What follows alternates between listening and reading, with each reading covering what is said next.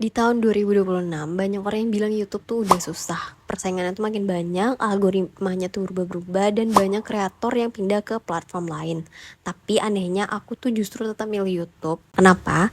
Di video ini aku mau cerita alasan yang bikin aku masih bertahan dan percaya sama YouTube sampai sekarang. Kalau jujur, perjalanan aku di YouTube tuh gak selalu mulus. Aku pernah punya channel yang monetisasi, ribuan subscriber, tapi karena satu dan lain hal, channel itu jadi gak aktif. Nah, kalau sekarang tuh orang lihat tuh banyak banget kreator yang berkembang cepet kan. Kadang aku juga mikir loh, apa aku udah telat ya buat mulai lagi. Tapi semakin aku pikirin, semakin aku sadar kalau YouTube tuh masih jadi platform yang paling cocok buat aku. Alasan pertama adalah karena YouTube tuh kasih kita kesempatan untuk ngebangun sesuatu dalam jangka yang panjang. Di platform lain, konten tuh bisa viral hari ini, terus besok tuh kayak ya udah gitu. Sedangkan di YouTube, video yang kita upload hari ini tuh masih bisa ditemuin orang berbulan-bulan bahkan bertahun-tahun kemudian. Buat aku ya, ini tuh menarik banget loh. Karena setiap video yang aku upload rasanya tuh kayak aset yang terus bekerja meskipun aku tuh kayak tidur atau kerja di kantor. Terus alasan kedua, aku tuh suka cerita. Aku sadar kalau konten yang paling aku nikmati bukan cuma soal tren atau ngikutin challenge yang sedang ramai. Aku tuh lebih suka berbagi cerita tentang kerjaan aku, kehidupan sehari-hari, proses belajar, dan perjalanan jadi seorang yang kreatif.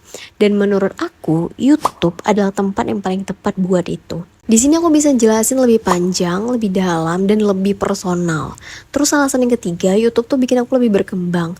Waktu aku bikin video, aku tuh belajar banyak hal, mulai dari bicara depan kamera, nulis naskah, edit video, edit thumbnail, sampai memahami apa yang sebenarnya disukai penonton.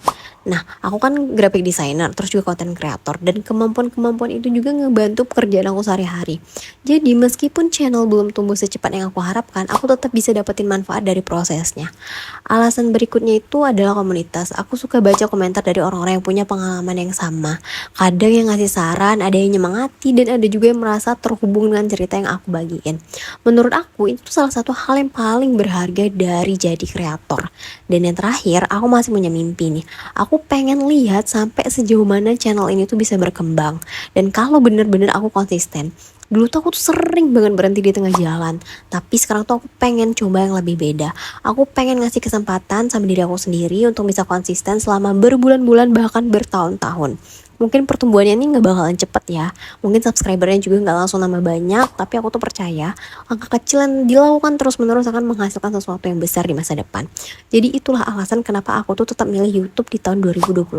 Bukan karena mudah, bukan karena cepat viral, tapi karena aku tuh ya udah menikmati prosesnya dan perjalanannya.